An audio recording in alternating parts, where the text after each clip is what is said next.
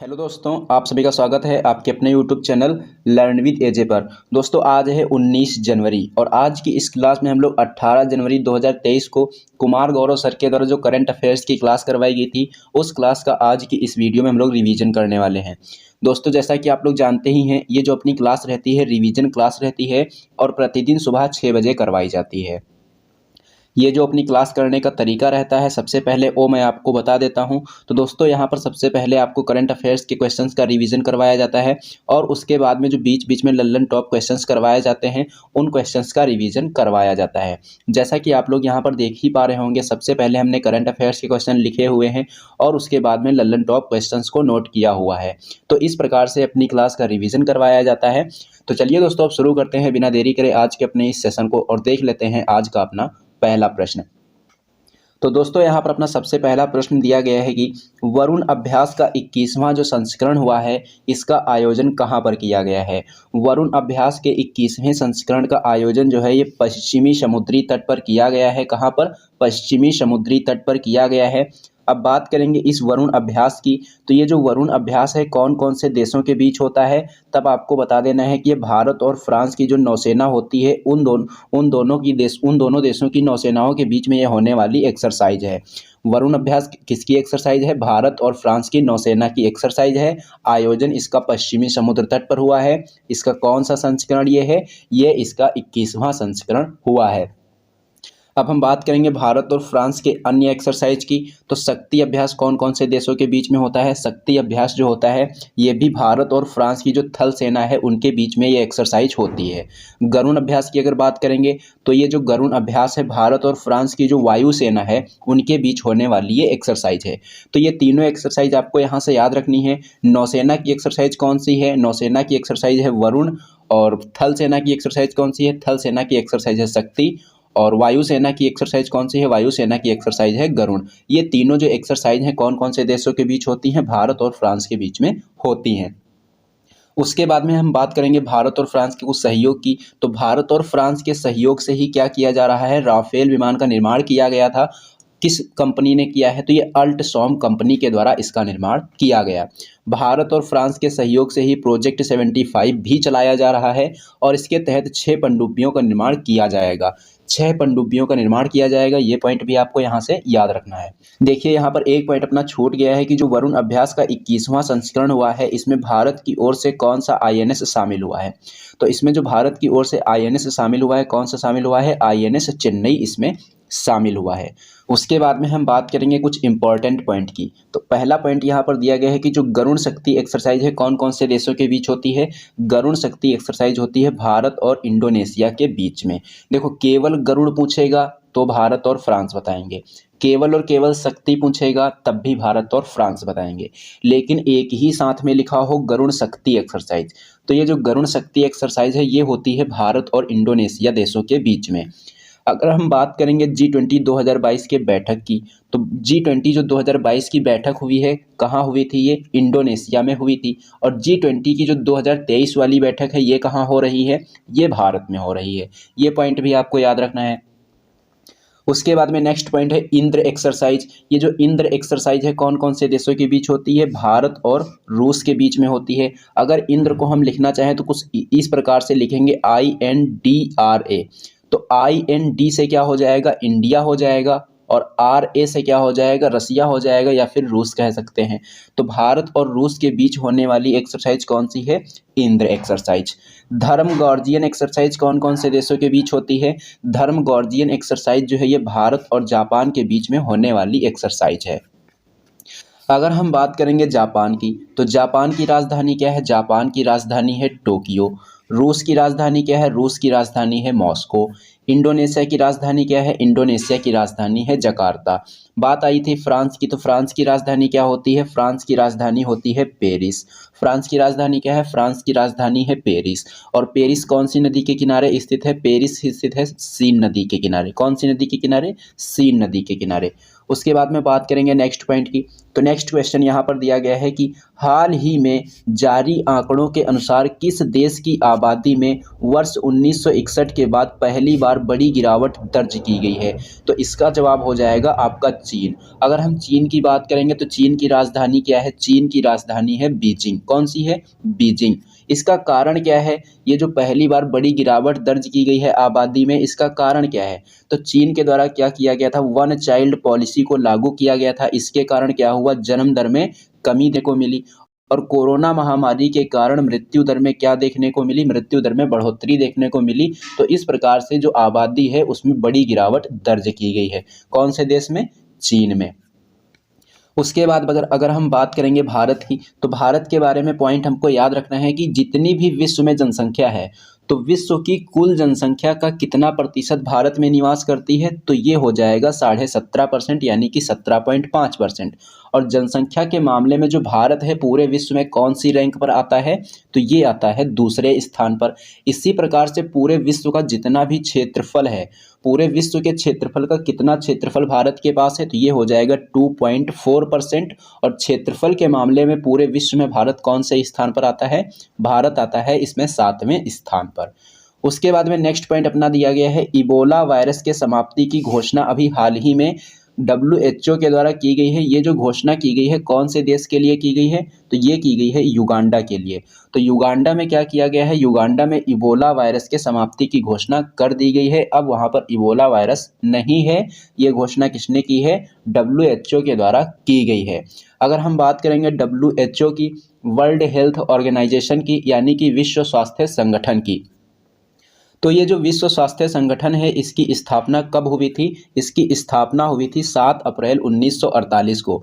इसीलिए 7 अप्रैल को एक दिवस मनाया जाता है। कौन सा दिवस? 7 अप्रैल को मनाया जाता है विश्व स्वास्थ्य दिवस। 7 अप्रैल को कौन सा दिवस मनाते हैं? विश्व स्वास्थ्य दिवस मनाया जाता है। WHO का मुख्यालय अगर पूछेगा तो कहाँ हो जाएगा? ये हो जाएगा जिनेवा में। और WHO के वर्तमान हेड पूछे जाएंगे तो ये कौन हो जाएंगे? Doctor Tedros. कौन हो जाएंगे? Doctor Tedros. देखो बात यहाँ पर आई है इबोला की। तो इबोला के बारे में हमको क्या याद रखना है कि जो इबोला है ये क्या है? यह एक प्रकार का रक्तस्रावी बुखार है। क्या है? रक्तस्रावी बुखार है। और ये जो पहली बार है कहाँ देखा गया था? पहली बार कांगो गणराज्य की इबोला नदी में देखा गया था। और उसी के चलते इसका नाम क्या रख दिया गया? उसी के चलते इसका नाम रख दिया गया इबोला। क्या रख गया? इबोला। उसके बाद में हम बात करेंगे नेक्स्ट पॉइंट की। तो भारत के बारे में फिर से 2 पॉइंट यहाँ पर लिखे हुए हैं। तो भारत में क्या किया गया है? WHO के द्वारा भारत को चेचक मुक्त घोषित किया गया है और पोलियो मुक्त भी घोषित किया गया है। तो WHO ने भारत को चेचक मुक्त भी घोषित कर दिया है और पोलियो मुक्त भी घोषित कर दिया है। अगर हम बात करेंगे चेचक के टीके की, तो चेचक का जो पहला टीका है किसने खोजा था? ये एडवर्ड जेनर ने खोजा था। किसने खोजा था? एडवर्ड जेनर ने। बात करेंगे नेक्स्ट क्वेश्चन की। तो नेक्स्ट क्वेश्चन दिया गया है, डॉपलर वेदर रडार नेटवर्क स्थापित करने की घोषणा किसने की है? तो ये की गई है पृथ्वी विज्ञान मंत्रालय के द्वारा। डॉपलर वेदर रडार नेटवर्क स्थापित करने की घोषणा किसने की है? पृथ्वी विज्ञान मंत्रालय ने की है। देखो इसके बारे में अगर हम जानना चाहेंगे तो इसके बारे में हमको ये याद रखना है कि जो मौसम विभाग की स्थापना हुई थी, मौसम विभाग की स्थापना हुई थी 1875 में। और इसका जब 148वां स्थापना वर्ष आया तब क्या किया गया? पृथ्वी विज्ञान मंत्रालय के द्वारा डॉपलर वेदर रडार स्थापित किए गए। कहाँ कहाँ पर? जम्मू कश्मीर में, उत्तराखंड में और हिमाचल प्रदेश में। और साथ साथ में ये भी घोषणा की गई कि वर्ष 2025 तक पूरे देश में क्या किया जाएगा? डॉपलर वेदर रडार स्थापित किए जाएंगे। इससे क्या होगा कि जो मौसम की जानकारी होती है उसके बारे में सटीक जानकारी मिल जाएगी। तो मौसम के बारे में सटीक जानकारी एकत्रित करने के लिए क्या किया गया है? डॉपलर वेदर रडार स्थापित किए जाने की घोषणा की गई है। और इसके लिए लक्ष्य कौन सा वर्ष है? 2025। उसके बाद में हम बात करेंगे नेक्स्ट पॉइंट की। तो नेक्स्ट पॉइंट यहाँ पर दिया गया है नील कुरिंजी से संबंधित। ये जो नील कुरिंजी पुष्प है ये 12 वर्षों में एक बार खिलता है। इसी के चलते इसको क्या कर दिया गया है? इसको क्या किया गया है? संरक्षित पौधों की सूची में इसको शामिल कर दिया गया है। तो आपसे क्वेश्चन क्या पूछा जाएगा, यहाँ से कौन कौन से क्वेश्चन पूछे जा सकते हैं, उन सभी को हम यहाँ पर समझने वाले हैं। तो सबसे पहले आपको ये याद रखना है कि जो नील कुरिंजी है ये कहाँ पाया जाता है, ये पाया जाता है पश्चिमी घाट में, पश्चिमी घाट में पाया जाता है। उसके बाद में अगर हम बात करेंगे, इसको क्या किया गया है, संरक्षित पौधा घोषित किया गया है। तो संरक्षित पौधा घोषित किया गया है, किसके तहत घोषित किया गया है, तब आपको बता देना है कि वन्य जीव संरक्षण अधिनियम 1972 की जो तीसरी अनुसूची है उसके तहत इसको संरक्षित पौधों की सूची में शामिल किया गया है। अब इसको संरक्षित पौधों की सूची में जब शामिल कर दिया गया है तो इसमें क्या क्या उपाय किए गए हैं, अगर किसी के द्वारा इसको उखाड़ दिया जाता है इस पौधे को, या फिर किसी प्रकार से इसको नष्ट कर दिया जाता है, तो जिसके द्वारा इस पौधे को उखाड़ा जाएगा या नष्ट किया जाएगा उसको क्या करना पड़ेगा, 25,000 रुपये का जुर्माना देना पड़ेगा और साथ साथ में 3 साल की जेल भी उसको हो सकती है। ये इसमें प्रावधान किया गया है इसके तहत। अगर हम बात करेंगे इसको संरक्षित पौधा कौन से मंत्रालय के द्वारा घोषित किया गया है, तो ये किया गया है पर्यावरण मंत्रालय के द्वारा। नील कुरिंजी को संरक्षित पौधा कौन से मंत्रालय ने घोषित किया है, पर्यावरण मंत्रालय ने इसको घोषित किया है। उसके बाद में हम बात करेंगे नेक्स्ट पॉइंट की, तो बात आई है यहाँ पर पश्चिमी घाट की। तो पश्चिमी घाट को और किस नाम से जाना जाता है, सह्याद्री के नाम से इसको जाना जाता है। पश्चिमी घाट के संरक्षण के लिए एक समिति गठित की गई थी, उस समिति का नाम क्या है, माधव गॉडगिल समिति। माधव गॉडगिल समिति का संबंध किससे है, पश्चिमी घाट के संरक्षण से। किससे है, पश्चिमी घाट के संरक्षण से। उसके बाद में नेक्स्ट पॉइंट है नीलगिरी पहाड़ी। नीलगिरी पहाड़ी का जो नाम आया है कहाँ से आया है, इसी पुष्प यानी इसी पौधे नील कुरिंजी के नाम पर आया है। किसके नाम पर, नील कुरिंजी के नाम पर नीलगिरी पहाड़ी का नाम आया है। ये जो नीलगिरी पहाड़ी है यहाँ पर कौन सी जनजाति पाई जाती है, यहाँ पर टोडा जनजाति पाई जाती है। और टोडा जनजाति क्यों फेमस है, बहुपति विवाह के लिए ये फेमस है। बहुपति विवाह कौन सी जनजाति के द्वारा किया जाता है, टोडा जनजाति के द्वारा किया जाता है। नीलगिरी पहाड़ी की सबसे ऊंची चोटी कौन सी है, तब आपको बता देना है कि नीलगिरी पहाड़ी की जो सबसे ऊंची चोटी है कौन सी है, ये है दोदा बेटा। कौन सी है, दोदा बेटा। उसके बाद में नेक्स्ट क्वेश्चन की बात करेंगे, तो नेक्स्ट क्वेश्चन दिया गया है जल्लीकट्टू 2023 से रिलेटेड। जल्लीकट्टू 2023 का प्रारंभ हो चुका, कहाँ हुआ है, इसका प्रारंभ हुआ है तमिलनाडु के मदुरई में। ये तमिलनाडु में मनाया जाने वाला जल्लीकट्टू है। उसके बाद में जल्लीकट्टू को और किस नाम से जाना जाता है, तो इसको मट्टू पोंगल के नाम से भी जाना जाता है। क्या कहते हैं, मट्टू पोंगल भी कहते हैं। इसके बाद में यहाँ पर नेक्स्ट पॉइंट लिखा है मकर संक्रांति से रिलेटेड। मकर संक्रांति को विभिन्न विभिन्न राज्यों में विभिन्न विभिन्न नामों से जाना जाता है। जैसे मकर संक्रांति को गुजरात में क्या कहते हैं, उत्तरायण कहते हैं। तमिलनाडु में क्या कहते हैं, पोंगल कहते हैं। पंजाब में क्या कहते हैं, लोहड़ी कहते हैं। यूपी और बिहार के क्षेत्र में क्या कहते हैं, खिचड़ी कहते हैं। तो ये सब मकर संक्रांति का त्यौहार ही है, लेकिन इनको अलग अलग नामों से यहाँ पर जाना जाता है। उसके बाद में अगर हम बात करेंगे कंबाला की, तो कंबाला क्या है, कीचड़ युक्त पानी में भैंसों की दौड़ करवाई जाती है और वही क्या है, कंबाला है। और कंबाला का संबंध कौन से राज्य से है, इसका संबंध हो जाएगा कर्नाटक से। किससे, कर्नाटक से। उसके बाद में नेक्स्ट पॉइंट अपना संबंधित है तमिलनाडु राज्य से। तमिलनाडु का शास्त्रीय नृत्य क्या है, तमिलनाडु का शास्त्रीय नृत्य है भरतनाट्यम। शास्त्रीय नृत्यों की संख्या कितनी है, शास्त्रीय नृत्यों की संख्या है 8। कितनी है, 8। उसके बाद में भरतनाट्यम की फेमस कलाकार यामिनी कृष्णमूर्ति और रुक्मणी देवी, ये दो नाम आपको याद रखने हैं। यामिनी कृष्णमूर्ति किसकी फेमस कलाकार, भरतनाट्यम। रुक्मणी देवी किसकी फेमस कलाकार, भरतनाट्यम। भरतनाट्यम क्या है, तमिलनाडु का शास्त्रीय नृत्य है। शास्त्रीय नृत्यों की संख्या कितनी है, 8 है। थाई पुसम फेस्टिवल कहाँ मनाते हैं, थाई पुसम फेस्टिवल तमिलनाडु में मनाते हैं। तमिलनाडु के मुख्यमंत्री कौन है, M.K. स्टालिन है। कौन है, M.K. स्टालिन। उसके बाद में नेक्स्ट क्वेश्चन की बात करेंगे, तो नेक्स्ट क्वेश्चन दिया गया है भू स्थानिक हैकाथॉन से रिलेटेड। भू स्थानिक हैकाथॉन का शुभारंभ कहाँ और किसके द्वारा किया गया है, तो भू स्थानिक हैकाथॉन का शुभारंभ दिल्ली में किया गया डॉक्टर जितेंद्र सिंह के द्वारा। किसके द्वारा, डॉक्टर जितेंद्र सिंह के द्वारा। इसका उद्देश्य क्या है, इसका उद्देश्य है 2030 तक भारत को 10 ट्रिलियन डॉलर की अर्थव्यवस्था बनाना। इसका उद्देश्य क्या है, इसका उद्देश्य है 2030 तक भारत को 10 ट्रिलियन डॉलर की अर्थव्यवस्था बनाना और स्टार्टअप को बढ़ावा देना। उसके बाद में नेक्स्ट क्वेश्चन की बात करेंगे, तो नेक्स्ट क्वेश्चन यहाँ पर दिया गया है सांसद खेल महाकुंभ 2022-23 के दूसरे चरण का उद्घाटन कब किया गया उद्घाटन कहाँ किया गया और उद्घाटन किसने किया है? तो सांसद खेल महाकुंभ 2022-23 के दूसरे चरण का जो उद्घाटन है ये 18 जनवरी 2023 को उत्तर प्रदेश के बस्ती में किया गया। किसके द्वारा? प्रधानमंत्री जी के द्वारा।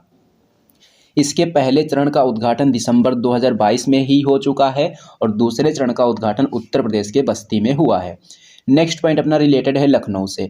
तो लखनऊ में क्या किया गया है? ब्रह्मोस विनिर्माण केंद्र का शुभारंभ किया गया है। पैरा बैडमिंटन अकादमी स्थापित की गई है। तो ये दोनों पॉइंट यहाँ से आपको याद रखने हैं। फिर है चौरी चौरा घटना से रिलेटेड। चौरी चौरा घटना कहाँ हुई थी? गोरखपुर में हुई थी। कब हुई थी? फरवरी 1922 में हुई थी। पहला अमृत सरोवर बनकर कौन से राज्य में तैयार हुआ है? उत्तर प्रदेश में बनकर तैयार हुआ है। उत्तर प्रदेश में कहाँ पर तैयार हुआ है? रामपुर में तैयार हुआ है।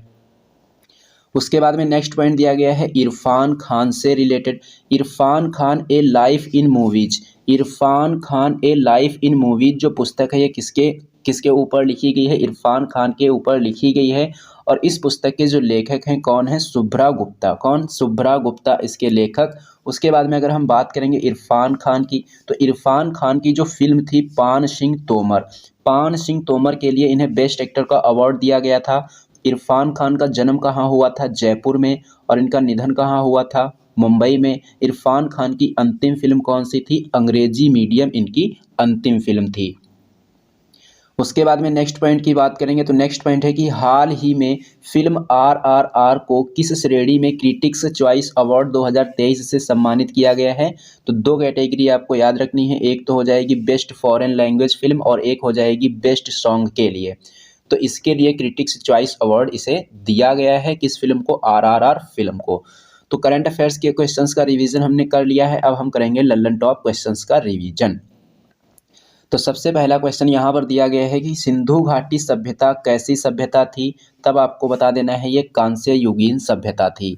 लोथल, लोथल जो है, लोथल में क्या था? लोथल में था बंदरगाह। ये सिंधु घाटी सभ्यता का ही एक स्थल है। कौन सा? लोथल। और लोथल को किस लिए जाना जाता है? बंदरगाह के लिए जाना जाता है। चन्हुदड़ों, ये भी एक सिंधु घाटी सभ्यता का स्थल है। यहाँ से क्या प्राप्त हुआ है? यहाँ से मनके बनाने का कारखाना प्राप्त हुआ है। जुते हुए खेत के साक्ष्य कहाँ से प्राप्त हुए हैं? ये कालीबंगा से प्राप्त हुए हैं। धौलावीरा को अभी हाल ही में क्या किया गया? वर्ल्ड हेरिटेज में इसको शामिल किया गया था। वर्ल्ड हेरिटेज में अभी हाल ही में किसे शामिल किया गया था? धौलावीरा को शामिल किया गया था। उसके बाद में नेक्स्ट क्वेश्चन संबंधित है मौलिक कर्तव्य से। तो मौलिक कर्तव्यों का उल्लेख कौन से अनुच्छेद में है? अनुच्छेद नंबर 51A में है। मौलिक कर्तव्यों का उल्लेख संविधान के कौन से भाग में है? भाग नंबर 4A में है। मौलिक कर्तव्यों के बारे में बात करेंगे तो मूल संविधान में कितने मौलिक कर्तव्य थे? तब आपको बताना है कि मूल संविधान में एक भी मौलिक कर्तव्य नहीं था। और वर्तमान संविधान में कितने मौलिक कर्तव्य हैं? वर्तमान संविधान में जो मौलिक कर्तव्य हैं 11 हैं। तो सबसे पहले 10 मौलिक कर्तव्य जोड़े गए थे। इनको जोड़ा गया था 42वें संविधान संशोधन 1976 के द्वारा। समिति अगर पूछी जाएगी तो आपको बता देना है सरदार स्वर्ण सिंह समिति की सिफारिश पर 10 मौलिक कर्तव्यों को जोड़ा गया था 42वें संविधान संशोधन 1976 के द्वारा। लेकिन अगर पूछा जाए 11वां मौलिक कर्तव्य, 11वें मौलिक कर्तव्य को कब जोड़ा गया था? तो 86वें संविधान संशोधन 2002 के द्वारा इसको जोड़ा गया था और ये शिक्षा से संबंधित है। ये पॉइंट भी आपको याद रखना है। तो मौलिक कर्तव्यों से संबंधित ये क्वेश्चन सारे के सारे आपको पता होने चाहिए। उसके बाद में हम बात करेंगे नेक्स्ट पॉइंट की। तो कांग्रेस की महिला अध्यक्ष से संबंधित अपना नेक्स्ट पॉइंट है। तो कांग्रेस की पहली भारतीय महिला अध्यक्ष कौन थी? ये थी सरोजनी नायडू। कौन थी? सरोजनी नायडू। और पहली महिला राज्यपाल पूछा जाएगा तब भी आपको बता देना है कि सरोजनी नायडू ही थी। अगर पूछा जाए कांग्रेस की पहली महिला अध्यक्ष, कांग्रेस की पहली महिला अध्यक्ष थी एनी बेसेंट। पहली महिला अध्यक्ष पूछेगा तो एनी बेसेंट बताएंगे। पहली भारतीय महिला अध्यक्ष पूछेगा तो सरोजनी नायडू बताएंगे। समान सिविल संहिता का उल्लेख संविधान के कौन से अनुच्छेद में है? अनुच्छेद नंबर 44 में। किसमें है? 44 में। ब्लड ग्रुप की खोज किसने की थी? ब्लड ग्रुप की खोज कार्ल लैंड स्टीनर ने की थी। किसने की थी? कार्ल लैंड स्टीनर ने। नेक्स्ट पॉइंट दिया गया है कि सर्वदाता रक्त समूह कौन सा होता है? सर्वदाता रक्त समूह होता है O निगेटिव। कौन सा होता है? O negative. सर्वग्राही रक्त समूह कौन सा होता है? सर्वग्राही रक्त समूह होता है AB पॉजिटिव। कौन सा होता है? AB positive. नेक्स्ट पॉइंट दिया गया है कि सत्यमेव जयते का उल्लेख कहाँ पर किया गया है? तो इसका उल्लेख किया गया है मुंडकोपनिषद में। मुद्रा राक्षस पुस्तक के लेखक कौन है? विशाख दत्त। मुद्रा राक्षस पुस्तक के लेखक का नाम क्या है? विशाख दत्त। नेक्स्ट पॉइंट दिया गया है धम्म चक्र प्रवर्तन। ये धम्म चक्र प्रवर्तन क्या है? जो भगवान बुद्ध के द्वारा अपना प्रथम उपदेश दिया गया था, उसी को किस नाम से जाना जाता है? उसी को धम्म चक्र प्रवर्तन के नाम से जाना जाता है। और भगवान बुद्ध को महापरिनिर्वाण की प्राप्ति कहाँ हुई थी? भगवान बुद्ध को महापरिनिर्वाण की प्राप्ति कुशीनगर में हुई थी। कहाँ हुई थी? कुशीनगर में। भगवान बुद्ध ने सर्वाधिक उपदेश कहाँ दिए थे? सर्वाधिक उपदेश दिए थे श्रावस्ती में। अगर पहला उपदेश पूछा जाएगा तो पहला उपदेश इन्होंने दिया था सारनाथ में। कहाँ पर? सारनाथ में। उसके बाद में नेक्स्ट पॉइंट की बात करेंगे तो नेक्स्ट पॉइंट दिया गया है बंगाल के पहले गवर्नर कौन थे और बंगाल के पहले गवर्नर जनरल कौन थे। तो बंगाल का पहला गवर्नर पूछा जाएगा तो रॉबर्ट क्लाइव बताना होगा, और बंगाल का पहला गवर्नर जनरल पूछा जाएगा तो बताना होगा वॉरेन हेस्टिंग। तो दोनों पॉइंट याद रखने हैं, गवर्नर पूछे तो रॉबर्ट क्लाइव, गवर्नर जनरल पूछे तो वॉरेन हेस्टिंग।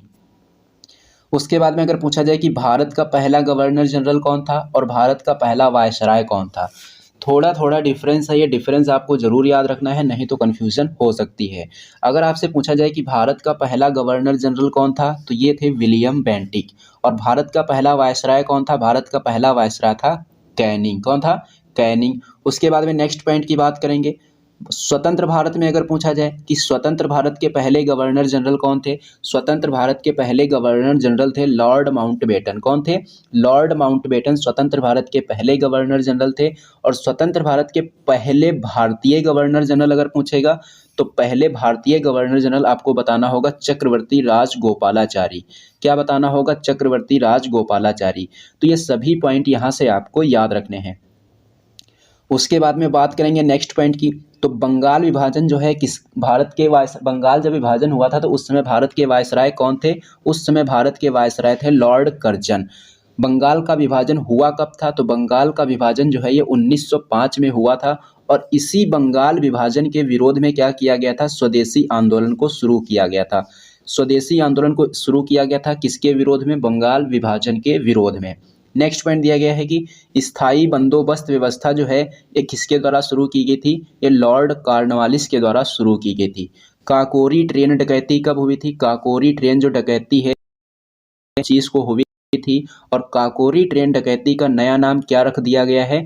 काकोरी ट्रेन डकैती का नया नाम रख दिया गया है काकोरी ट्रेन एक्शन। क्या रख दिया गया है? Kakori train action.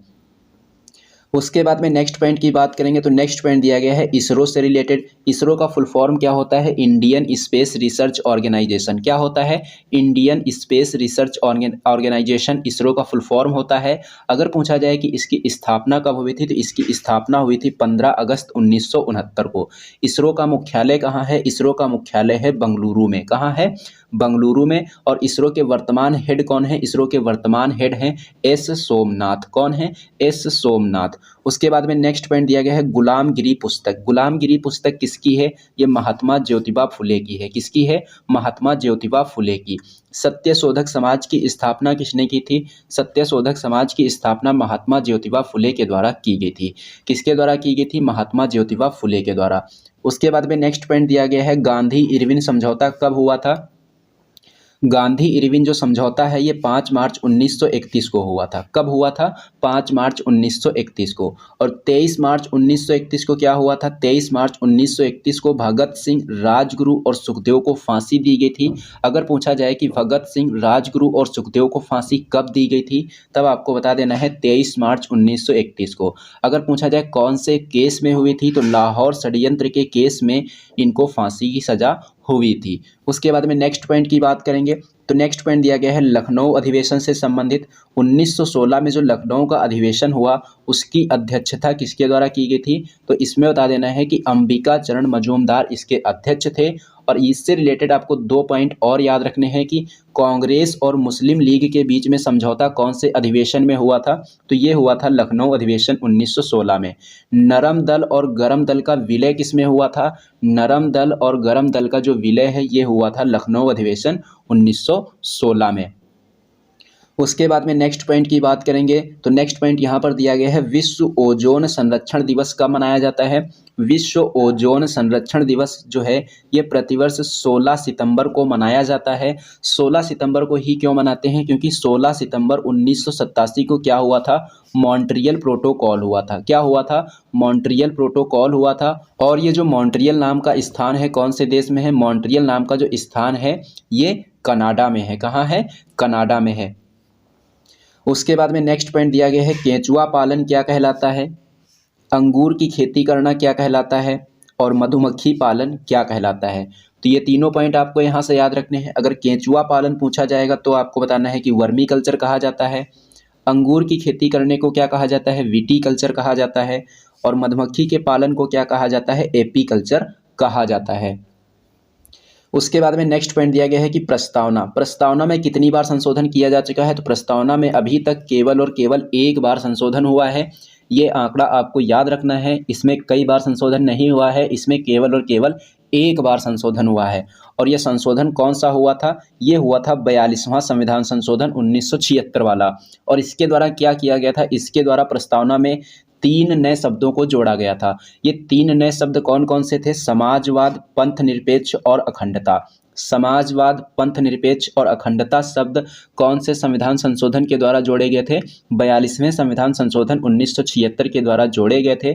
अगर हम बात करेंगे प्रस्तावना को पेश कब किया गया था, तो प्रस्तावना को पेश किया गया था 13 दिसंबर 1946 को। अगर आपसे पूछ दिया जाए कि प्रस्तावना को किसने पेश किया था, तो प्रधानमंत्री जवाहरलाल नेहरू के द्वारा प्रस्तावना को पेश किया गया था। लेकिन अगर आपसे ये पूछ दिया जाए कि प्रस्तावना को स्वीकार कब किया गया था, तो प्रस्तावना को स्वीकार किया गया था 22 जनवरी 1947 को। कब स्वीकार किया गया था, 22 जनवरी 1947 को। तो प्रस्तावना में संशोधन हो सकता है ऐसा कौन से केस में कहा गया था, प्रस्तावना में संशोधन हो सकता है ऐसा कहा गया था केशवानंद भारती केस 1973 में। कब कहा गया था, प्रस्तावना में कहा गया कि प्रस्तावना में जो संशोधन हो सकता है ऐसा किस केस में कहा गया था, केशवानंद भारती केस में कहा गया था। उसके बाद में नेक्स्ट पॉइंट दिया गया है, सिडबी बैंक का मुख्यालय कहाँ है। सिडबी बैंक का जो मुख्यालय है कहाँ है, ये लखनऊ में है। नेक्स्ट पॉइंट है नाबार्ड से रिलेटेड, नाबार्ड की स्थापना कब हुई थी। नाबार्ड की स्थापना हुई थी 12 जुलाई 1982 को। कब हुई थी, 12 जुलाई 1982 को। नाबार्ड की स्थापना कौन सी समिति की सिफारिश पर हुई थी, तो आपको बता देना है शिवरमन समिति की सिफारिश पर। उसके बाद में नेक्स्ट पॉइंट दिया गया है परमाणु संयंत्र से रिलेटेड। परमाणु संयंत्र से रिलेटेड कौन कौन से पॉइंट पूछे जा सकते हैं। सबसे पहला पॉइंट पूछा जा सकता है कि जो काकरापार परमाणु संयंत्र है कहाँ है, ये गुजरात में है। तारापुर परमाणु संयंत्र कहाँ है, महाराष्ट्र में है। कैगा परमाणु ऊर्जा संयंत्र कहाँ है, कर्नाटक में है। कलपक्कम परमाणु ऊर्जा संयंत्र कहाँ है, तमिलनाडु में है। कुडनकुलम परमाणु ऊर्जा संयंत्र कहाँ है, तमिलनाडु में है। नरौरा परमाणु ऊर्जा संयंत्र कहाँ है, उत्तर प्रदेश में है। रावतभाटा परमाणु ऊर्जा संयंत्र कहाँ है, राजस्थान में है। तो ये सभी पॉइंट यहाँ से आपको याद रखने हैं। काकरापार पूछे तो गुजरात बताना है, तारापुर पूछे तो महाराष्ट्र बताना है, कैगा पूछे तो कर्नाटक बताना है, कलपक्कम और कुडनकुलम पूछे तो तमिलनाडु बताना है, नरौरा पूछे तो उत्तर प्रदेश बताना है, रावतभाटा पूछे तो राजस्थान बताना है। तमिलनाडु से संबंधित आपको एक पॉइंट और याद रखना है कि जो सर्वाधिक रामसर साइट हैं कौन से राज्य में है, ये तमिलनाडु में है। कहाँ है, तमिलनाडु में। और पहली रामसर साइट अगर पूछी जाए कि पहली रामसर साइट कौन सी थी, ये थी चिल्का झील। चिल्का झील कौन से राज्य में है, उड़ीसा में है। अगर पूछा जाए कुल रामसर साइटों की संख्या कितनी है, तो कुल रामसर साइटों की संख्या है 75। कितनी है, 75। रामसर समझौता कब हुआ था, रामसर समझौता जो है ये 2 फरवरी 1971 को हुआ था। इसीलिए 2 फरवरी को कौन सा दिवस मनाते हैं, विश्व आर्द्रभूमि दिवस मनाया जाता है। विश्व आर्द्रभूमि दिवस कब मनाते हैं, 2 फरवरी को मनाते हैं। क्यों, क्योंकि 2 फरवरी 1971 को रामसर समझौता हुआ था। रामसर नामक स्थान कौन से देश में है, ईरान में है। कहाँ है, ईरान में। उसके बाद में नेक्स्ट पॉइंट दिया गया है पैलेट कण। पैलेट कण किसे कहा जाता है, ये राइबोसोम को कहा जाता है। प्रोटीन की फैक्ट्री किसे कहते हैं, प्रोटीन की फैक्ट्री भी राइबोसोम को कहा जाता है। सबसे छोटा कोशिकांग कौन सा है, सबसे छोटा कोशिकांग भी राइबोसोम है। तो राइबोसोम से संबंधित आपको 3 पॉइंट याद रखने हैं। पैलेट कण किसे कहते हैं, राइबोसोम को कहते हैं। प्रोटीन की फैक्ट्री किसे कहते हैं, राइबोसोम को कहते हैं। सबसे छोटा कोशिकांग कौन सा है, राइबोसोम है। उसके बाद में नेक्स्ट पॉइंट है कि आत्मघाती थैली किसे कहा जाता है या आत्महत्या की थैली किसे कहा जाता है, तो ये कहा जाता है लाइसोसोम को। पावर हाउस ऑफ सेल किसे कहते हैं? पावर हाउस ऑफ सेल कहते हैं माइटोकॉन्ड्रिया को। किसे कहते हैं? माइटोकॉन्ड्रिया को। अगर आपसे पूछा जाए कि कोशिका की ऊर्जा मुद्रा किसे कहते हैं, कोशिका की ऊर्जा मुद्रा किसे कहा जाता है, तब आपको बता देना है एटीपी को। कोशिका की ऊर्जा मुद्रा किसे कहते हैं? एटीपी को कहते हैं। और एटीपी का फुल फॉर्म क्या होता है? Adenosine triphosphate. क्या होता है? Adenosine triphosphate. उसके बाद में नेक्स्ट पॉइंट दिया गया है हैंसन रोग। हैंसन रोग किसे कहा जाता है? कुष्ठ रोग को कहा जाता है। और कुष्ठ रोग को अंग्रेजी में क्या कहते हैं? लेप्रोसी कहते हैं। हैंसन रोग किसकी वजह से होता है? ये जीवाणुओं की वजह से होता है। नेक्स्ट पॉइंट की बात करेंगे तो पहले नंबर का जो ज्ञानपीठ पुरस्कार है किसे दिया गया था? ये जी शंकर कुरूप को दिया गया था। पहले नंबर का ज्ञानपीठ पुरस्कार कौन सी भाषा के लिए दिया गया था? तो ये मलयालम भाषा के लिए दिया गया था। पहले नंबर का दादा साहेब फाल्के पुरस्कार किसे दिया गया था? देविका रानी रोरिक को दिया गया था। पहले नंबर का सरस्वती सम्मान किसे दिया गया था? हरिवंश राय बच्चन को दिया गया था। पहले नंबर का व्यास सम्मान किसे दिया गया था? डॉक्टर रामविलास शर्मा को दिया गया था। तो ये चारों पॉइंट यहाँ से आपको याद रखने हैं। उसके बाद में बात करेंगे नेक्स्ट पॉइंट की। तो संपत्ति का जो अधिकार है ये पहले क्या हुआ करता था? मौलिक अधिकार हुआ करता था। लेकिन अब क्या किया गया है? संपत्ति के अधिकार को मौलिक अधिकार से बाहर कर दिया गया है। और इसको कौन से अनुच्छेद में रखा गया है? अनुच्छेद नंबर 300A में रखा गया है। संपत्ति के अधिकार को मौलिक अधिकार की श्रेणी से बाहर कर दिया गया। कौन से संविधान संशोधन के द्वारा? तो ये हो जाएगा 44वें संविधान संशोधन के द्वारा। और अगर ये पूछ दिया जाए कि 44वां संविधान संशोधन हुआ कब था, तो ये हुआ था 1978 में। भारत का नवीनतम राज्य जो तेलंगाना है, तेलंगाना का गठन कब हुआ था? ये हुआ था 2 जून 2014 को। राज्य कितने हैं भारत में? 28 हैं। केंद्र शासित प्रदेश कितने हैं भारत में? 8 हैं। 28 राज्य और 8 केंद्र शासित प्रदेश हैं। गोवा का गठन कौन से संविधान संशोधन के द्वारा हुआ था? ये हुआ था 56वें संविधान संशोधन के द्वारा। ईयर पूछा जाएगा तो कब हुआ था? 1987 में हुआ था। कब हुआ था? 1987 में। नेक्स्ट पॉइंट दिया गया है कि अंतर्राष्ट्रीय ओलंपिक समिति का मुख्यालय कहाँ है? अंतर्राष्ट्रीय ओलंपिक समिति का जो मुख्यालय है ये ल्यूशाने में है। कहाँ है? ल्यूशाने में। अंतर्राष्ट्रीय ओलंपिक समिति की स्थापना कब हुई थी? 1894 को हुई थी। कब हुई थी? 1894 को। अंतर्राष्ट्रीय ओलंपिक समिति के हेड कौन है? तो हेड हो जाएंगे इसके थॉमस बाक। कौन हो जाएंगे? Thomas Bach. भारतीय ओलंपिक संघ की पहली महिला अध्यक्ष कौन बनी? पीटी ऊषा।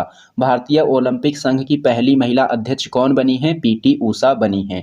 संयुक्त राष्ट्र से रिलेटेड क्वेश्चन है। संयुक्त राष्ट्र के पहले महासचिव कौन थे? संयुक्त राष्ट्र के पहले महासचिव थे त्रिगवेली। त्रिगवेली कौन से देश के थे? ये नॉर्वे के थे। संयुक्त राष्ट्र के वर्तमान महासचिव कौन है? संयुक्त राष्ट्र के वर्तमान महासचिव हैं एंटोनियो गुटारेस। और एंटोनियो गुटारेस कौन से देश के हैं? ये पुर्तगाल के हैं। तो संयुक्त राष्ट्र का पहला महासचिव पूछे तो त्रिगवेली बताना है, ये नॉर्वे के थे। और वर्तमान महासचिव पूछे तो एंटोनियो गुटारेस बताना है, ये पुर्तगाल के हैं।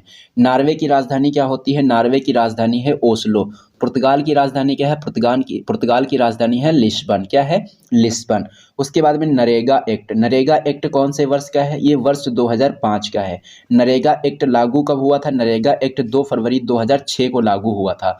नरेगा एक्ट को 2 अक्टूबर 2009 में क्या कर दिया गया? इसका नाम कर दिया गया मनरेगा। तो आपको यहाँ से 3 पॉइंट याद रखने हैं। नरेगा एक्ट कौन से वर्ष का है? 2005 का है। लागू कब हुआ था? 2 फरवरी 2006 को। और इसका नाम मनरेगा कब कर दिया गया? 2 अक्टूबर 2009 को। उसके बाद में नेक्स्ट पॉइंट की बात करेंगे तो जीएसटी से रिलेटेड है। जीएसटी को भारत में कब लागू किया गया था? 1 जुलाई 2017 को। जीएसटी से संबंधित संविधान संशोधन कौन सा है? 101वां संविधान संशोधन। जीएसटी को कौन सी समिति की सिफारिश पर लाया गया? विजय केलकर समिति की सिफारिश पर। जीएसटी कैसा कर है? जीएसटी एक प्रकार का अप्रत्यक्ष कर है। तो ये चारों पॉइंट यहाँ से आपको याद रखने हैं। उसके बाद में नेक्स्ट क्वेश्चन की बात करेंगे तो हरित क्रांति के जनक से संबंधित अपना अगला पॉइंट है। तो विश्व स्तर पर अगर हरित क्रांति का जनक पूछा जाएगा तो नॉर्मन ई बोरलॉग बताएंगे। और अगर पूछा जाएगा कि भारत में हरित क्रांति के जनक कौन, तो एमएस स्वामीनाथन। कौन? एमएस स्वामीनाथन। उसके बाद में नेक्स्ट पॉइंट दिया गया है न्यायपालिका और कार्यपालिका की जो शक्तियों का पृथक्करण है कौन से अनुच्छेद में दिया गया है? अनुच्छेद नंबर 50 में दिया गया है। जादूनामा पुस्तक, जादूनामा पुस्तक के लेखक जावेद अख्तर। कौन? जावेद अख्तर। त्रिस्तरीय पंचायती राज प्रणाली की अनुशंसा कौन सी समिति ने की थी? ये की थी बलवंत राय मेहता समिति ने। अब यहाँ से कौन कौन से क्वेश्चन पूछे जा सकते हैं, तो त्रिस्तरीय पंचायती राज प्रणाली की जो अनुशंसा है ये बलवंत राय मेहता समिति ने की थी। और इसको सबसे पहले कहाँ लागू किया गया था, राजस्थान के नागौर में लागू किया गया था। कब लागू किया गया था, 2 अक्टूबर 1959 को। इससे संबंधित संविधान संशोधन कौन सा है, इससे संबंधित संविधान संशोधन है 73वां संविधान संशोधन 1992। ये लागू कब हुआ था, लागू हुआ था 24 अप्रैल 1993 को। इसीलिए 24 अप्रैल को क्या मनाते हैं, पंचायती राज दिवस भी मनाया जाता है। 73वें संविधान संशोधन के द्वारा ही अनुसूची नंबर 11 को जोड़ा गया और इसी संविधान संशोधन के द्वारा भाग नंबर 9 को जोड़ा गया। भाग नंबर 9 में कितने से लेकर कितने अनुच्छेद तक का उल्लेख है, तो अनुच्छेद नंबर 243 से लेकर 243 ओ तक का उल्लेख है। और अनुसूची नंबर 11 में कुल कितने विषय हैं, अनुसूची नंबर 11 में कुल 29 विषय हैं। तो ये सभी पॉइंट यहाँ से आपको याद रखने हैं। उसके बाद में नेक्स्ट पॉइंट की बात करेंगे, तो नेक्स्ट पॉइंट दिया गया है संयुक्त बैठक का उल्लेख संविधान के कौन से अनुच्छेद में है, तो अनुच्छेद नंबर 108 में है। सुप्रीम कोर्ट की पहली महिला न्यायाधीश कौन थी, सुप्रीम कोर्ट की पहली महिला न्यायाधीश थी फातिमा बीबी। डीपीएसपी नीति निर्देशक जो तत्व हैं उनका उल्लेख संविधान के कौन से भाग में है, भाग नंबर 4 में है। अनुच्छेद पूछा जाएगा तो अनुच्छेद नंबर 36 से 51 में है। नीति निर्देशक तत्वों को कौन से देश के संविधान से लिया गया है, आयरलैंड के संविधान से लिया गया है। तो दोस्तों ये था आज का आपका सेशन। ये सेशन आपको कैसा लगा है कमेंट बॉक्स में कमेंट करके ज़रूर बताना। अगर ये सेशन आपको पसंद आया हो तो इसे ज़्यादा से ज़्यादा लाइक करना और इसे अपने दोस्तों में ज़्यादा से ज़्यादा शेयर भी करना। और हाँ दोस्तों, अगर आप लोगों ने अभी तक हमारे चैनल को सब्सक्राइब नहीं किया है तो चैनल को सब्सक्राइब कर लेना और बेल आइकन पर क्लिक करके ऑल पर ज़रूर क्लिक कर लेना, जिससे कि इस चैनल पर जब भी कोई वीडियो अपलोड की जाए तो उसका नोटिफिकेशन आपको सबसे पहले मिले। तो चलिए दोस्तों, मिलते हैं अब हम लोग एक नेक्स्ट वीडियो में।